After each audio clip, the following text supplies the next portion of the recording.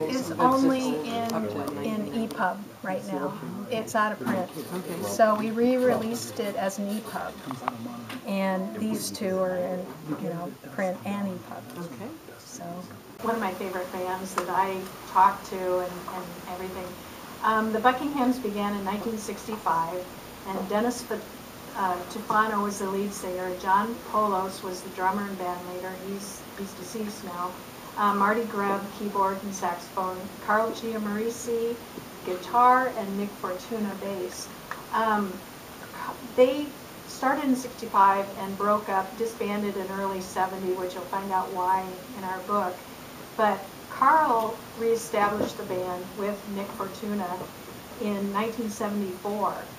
And last July we had a great opportunity to go meet them. I had talked to them all on the phone and everything, and we got a chance to meet Carl and Nick at the State Fair at the Happy Together tour.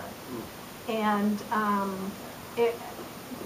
my husband Gary and Jeff and his wife Marcia and I got tickets from Big Jim Hall from the Sacramento Oldies radio station. We got third row seats, which was fantastic. And I had emailed Carl Giammarisi ahead of time, and he gave me his cell phone. So we're sitting here in the audience and trying to figure out how we can meet up with him afterwards. And I'm texting, Carl, and he's texting back, well, you have to come, It was just the coolest feeling to be texting this pop star. And we got to go backstage and meet them. And Gary Puckett, who was in this book, kind of remembered us. It had been a lot of years, but we took pictures with Gary Puckett and met up with Carl and Nick, and it was just a really nice thing to end the night. But anyway, we sent the book to Carl, and last week he emailed us. He said, "Thank you for sending me a copy of the book. I read the Buckingham section. I liked it very much.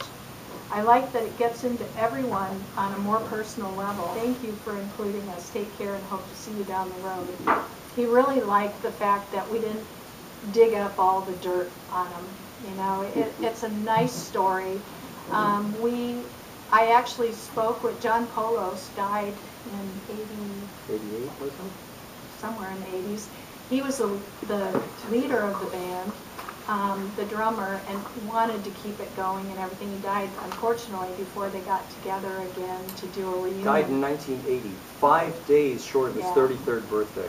I spoke with his best friend, who's Bert Jesperson, and Bert Jesperson is the cousin of Jack, what's his name? Guercio. James William Guercio? Yeah, the producer and everything. But anyway, I spoke with him and got information from him so I could actually do an epilogue on John Polos, and I spoke with his widow too, and she sent me a picture and everything. So they were great guys to work with. And Dennis Tufano, who was the lead singer, he does a Bobby Darin tribute right now.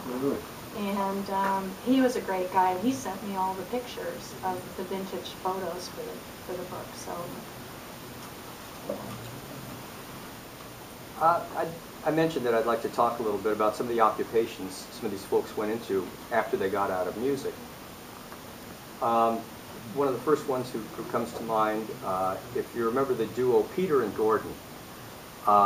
Peter and Gordon are actually the first British invasion act after the Beatles to have a #1 record in the United States, the very next one.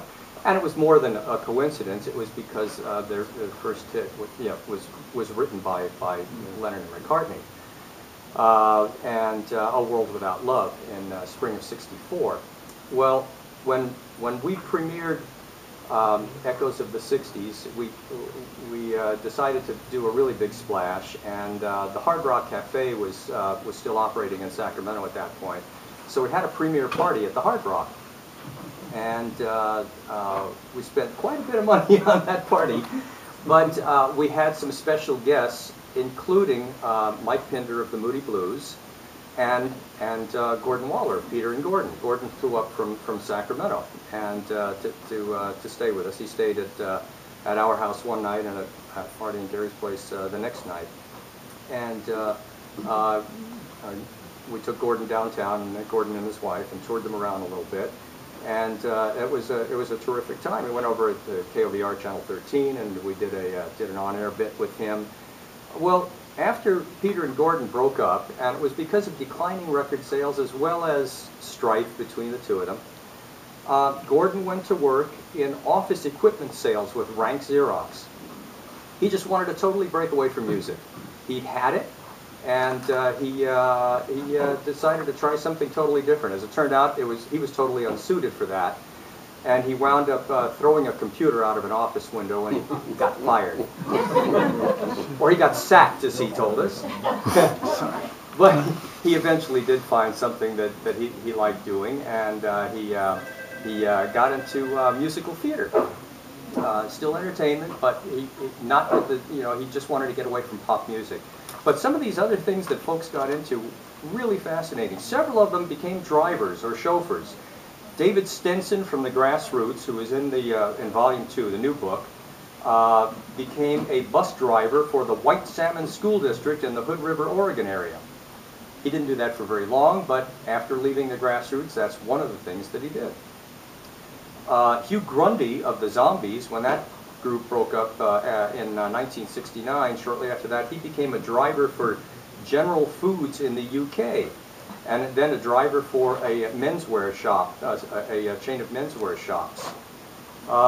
Joel Larson from the Grassroots, who is the drummer from the first group of Grassroots, there were two, but then he joined the second group. He became a apartment rental property manager.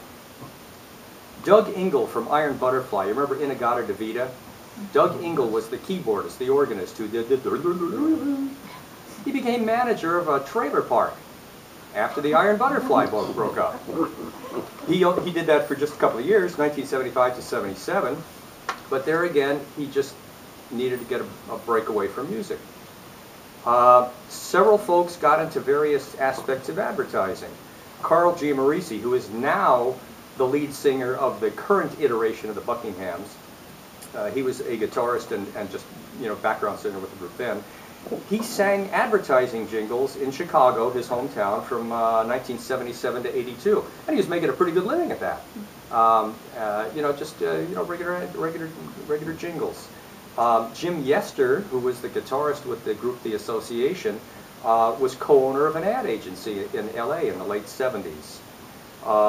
Dave Guard of the Great Kingston Trio, when he was living in Australia after he left the Kingston Trio at the peak of its popularity, he was recording music for TV commercials in Australia in the mid-60s. A couple of members of the Angels were also singing commercials. They had My Boyfriend's Back. Colin Blunstone, the lead singer of the Zombies, who did She's Not There and all that, he worked, right after the Zombies broke up, he worked for an insurance brokerage. Found out that wasn't suited for him. He's singing again back with the Zombies because they're touring once again.